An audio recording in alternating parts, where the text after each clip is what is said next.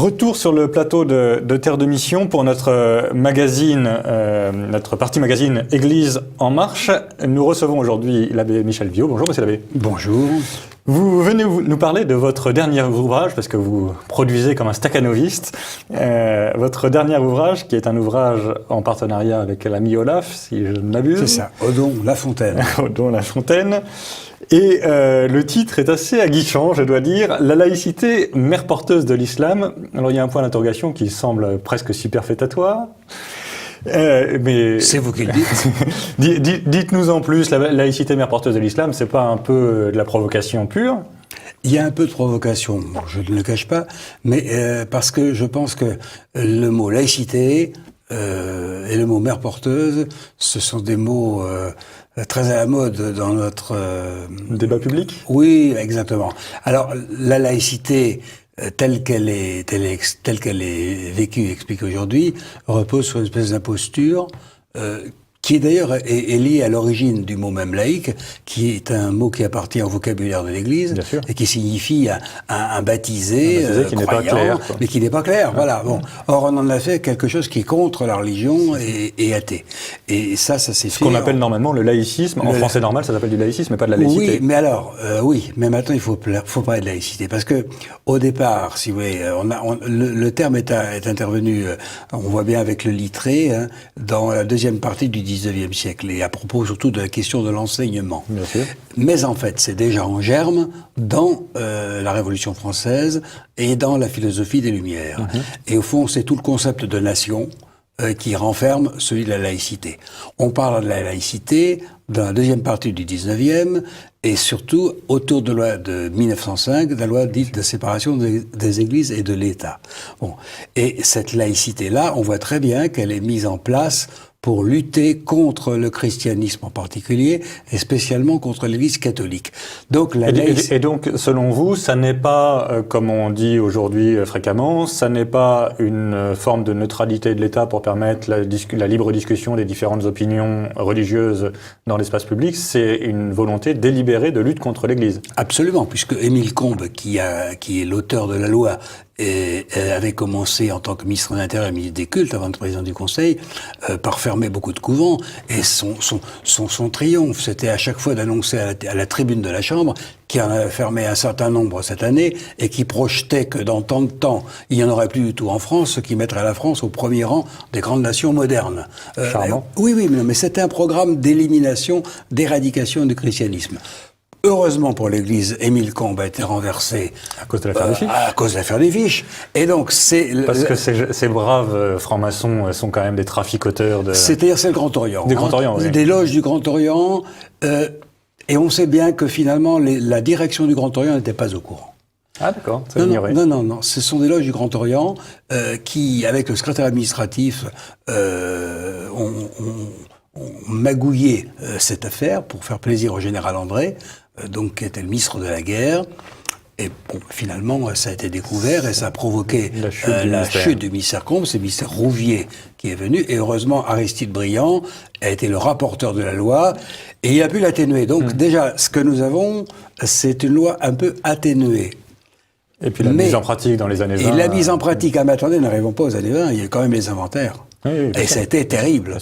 Bon, Clémenceau, qui n'aimait pas spécialement les curés, arrivant aux affaires, a mis fin aux inventaires, parce qu'il y avait quand même au moins un mort. Bon. Donc, il y a eu la guerre, voilà. Et c'est l'union sacrée.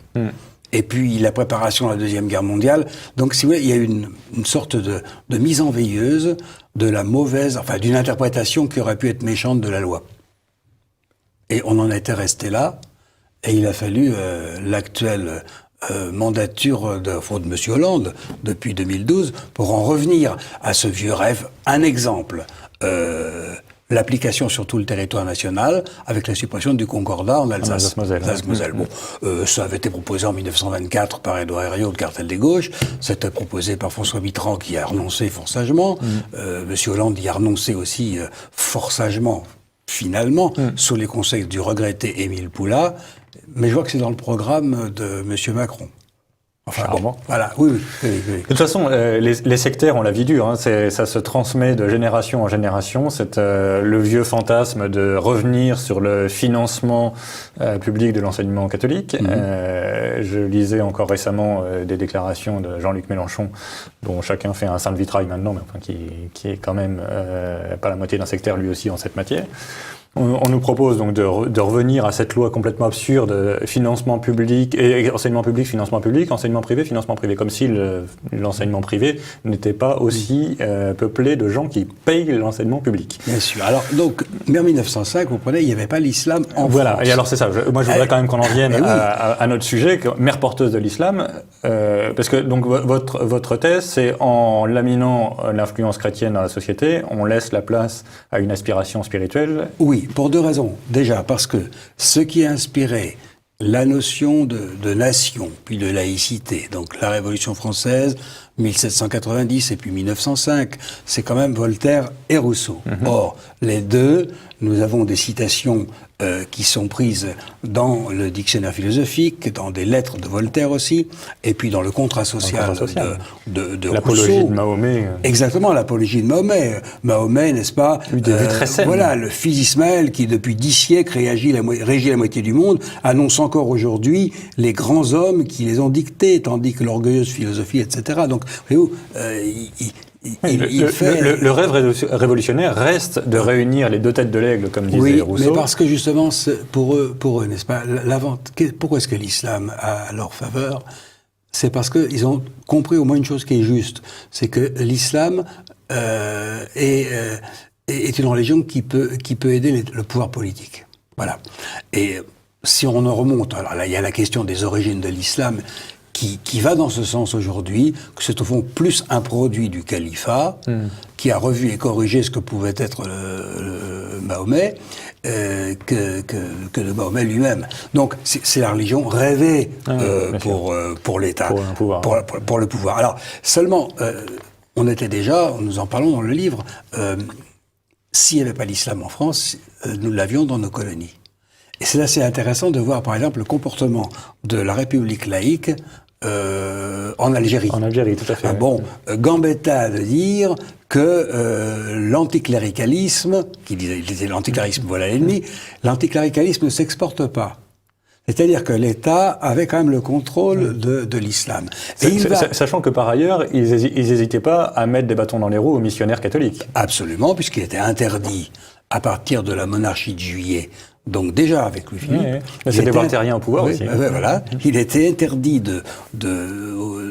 qu'on fasse la moindre tentative de conversion des musulmans. Et ça va durer très longtemps, contrairement à l'avertissement du père de Foucault, qui avait bien vu les choses. Et au contraire, on va magnifier l'islam. Nous citons dans notre livre, c'est Odon Lafontaine qui a retrouvé ce discours magnifique du préfet Luto, qui était membre du Grand Orient, qui salue un bateau qui s'en va à la Mecque et qui était frété par la République française laïque et qui loue les musulmans pour ce qu'ils sont, en disant voilà, vous allez aller là-bas, vous verrez, vous êtes les seuls musulmans à faire ce voyage dans de telles conditions, et quand vous allez revenir, vous serez encore plus heureux de revenir parce que c'est la France qui, etc., la grande alliée de l'islam. D'ailleurs, il est un peu dans la suite de Napoléon, qui avait fait être empereur. Et qui avait fait ça un peu pour. Oui, mais lui, c'était pour amadouer, c'était pour conquérir.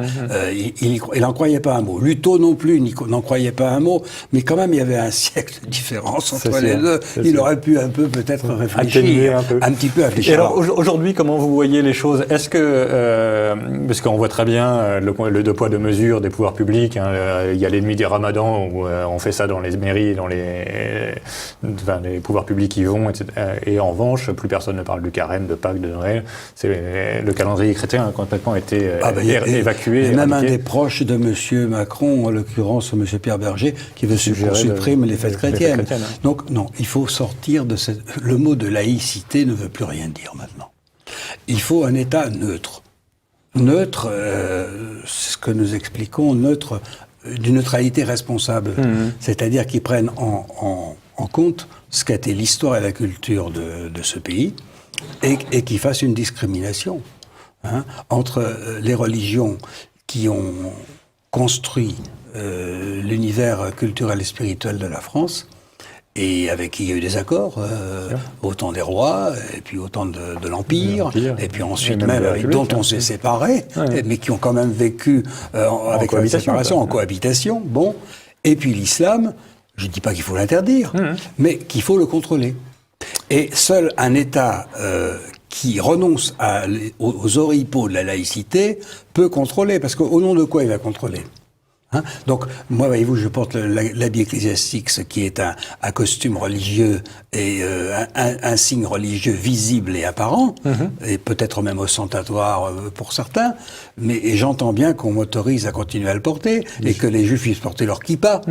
Mais en revanche, les voiles et les femmes voilées, non. Et pourquoi non ? Parce que c'est l'islam, et que c'est une autre religion d'exportation, qu'on peut tolérer, mais qui doit d'abord faire ses preuves. Comme Napoléon Bonaparte l'avait demandé d'ailleurs aux Juifs en 1806, ils doivent répondre à un certain nombre de questions. Et la première de toutes les questions, c'est qu'il faut qu'ils aient une autorité reconnue, ce qu'ils n'ont pas. Ce que les Juifs avaient à l'époque, avec le fameux grand Sanhédrin que Napoléon avait convoqué. Monsieur l'abbé, merci beaucoup. C'est un ouvrage qui s'annonce vraiment passionnant. Préfacé par Rémi Brague de l'Institut. Ah, voilà. Très bien, très bien.